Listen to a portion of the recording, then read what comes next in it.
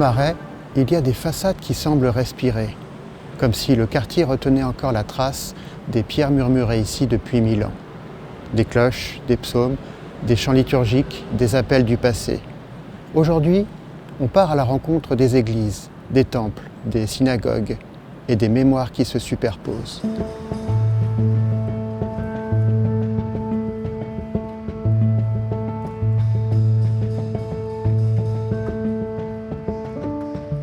Si ce quartier a attiré tant de croyances, ce n'est pas un miracle, c'est une logique urbaine.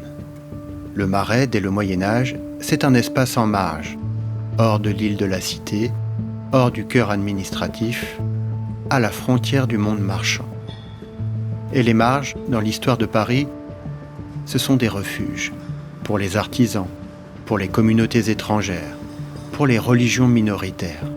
Dès le XIIIe siècle, des Juifs ashkénazes s'installent ici, à 2 pas de la rue des Juifs, future rue Ferdinand Duval. Pourquoi ici ? Parce que le Marais offre ce que les centres de pouvoir refusent. Des loyers accessibles, un certain anonymat et des réseaux d'entraide très anciens. La proximité du port Saint-Paul permet aussi les échanges. Les chrétiens s'y sont déjà installés depuis quelques siècles. La paroisse Saint-Paul date du début XIIe, Saint-Gervais du 6e, 7e siècle. Le quartier sera comme un pulse religieux. Catholiques, juifs, protestants, puis républicains laïcs, tous dans moins d'1 kilomètre carré.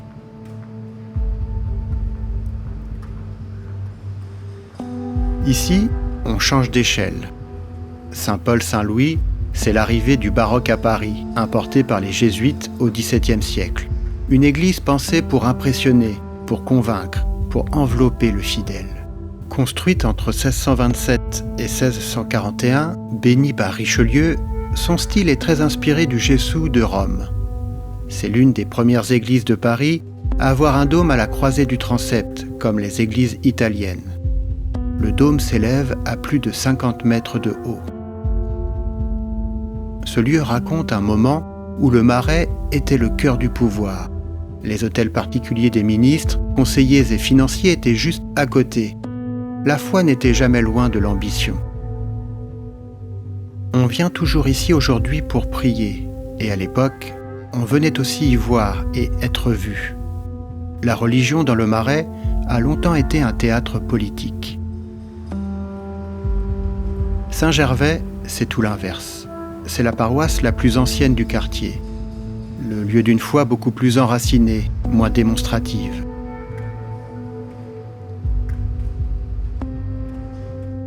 Lieu chargé d'histoire, le cénotaphe de Michel Le Tellier, chancelier de France, à l'origine de la révocation de l'édit de Nantes. Un lieu qui mélange les époques, des vitraux des 15e, 16e, 17e, associés à des vitraux contemporains de Claude Courageux. La sagesse de Salomon, réalisée en 1531 par le maître verrier Jean Chastelain. Le 29 mars 1918, un obus tombe sur la nef pendant l'office du Vendredi Saint, faisant 91 morts et 28 blessés. Le Marais, c'est aussi ça, un territoire où la foi a souffert, mais où elle est restée. Devant l'église, la place Saint-Gervais est devenue le jardin mémoriel en hommage aux victimes du 13 novembre 2015.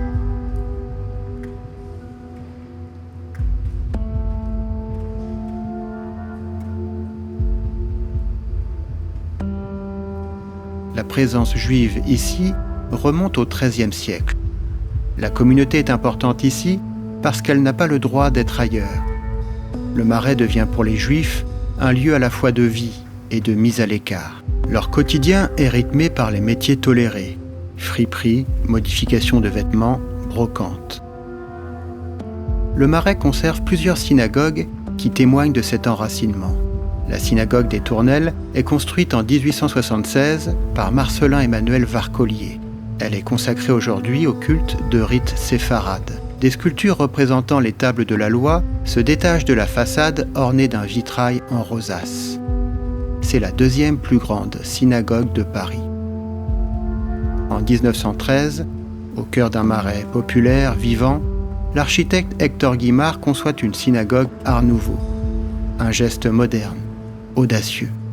Une enveloppe contemporaine pour une tradition millénaire. Financée par la philanthropie juive russe, elle est symbole de l'arrivée des Juifs d'Europe de l'Est fuyant les pogroms. Le Marais devient alors la capitale culturelle du judaïsme ashkénaze à Paris. Boulangerie yiddish, imprimeur, libraire, école talmudique. Une vie intense, parfois précaire, mais profondément enracinée. Et puis vient le désastre. Le Marais juif est littéralement écimé pendant l'occupation. De nombreuses familles sont arrêtées dans ces mêmes rues. Aujourd'hui, le mémorial de la Shoah ne domine pas le quartier. Il l'habite, comme un fil tendu entre les vivants et les absents. Dans le Marais, la religion n'est jamais abstraite. Elle porte des cicatrices. En 2007, l'inauguration de ce jardin impasse Berthaud a donné lieu à la mise en terre d'un rejet du marronnier d'Anne Frank, dont elle parle dans son journal.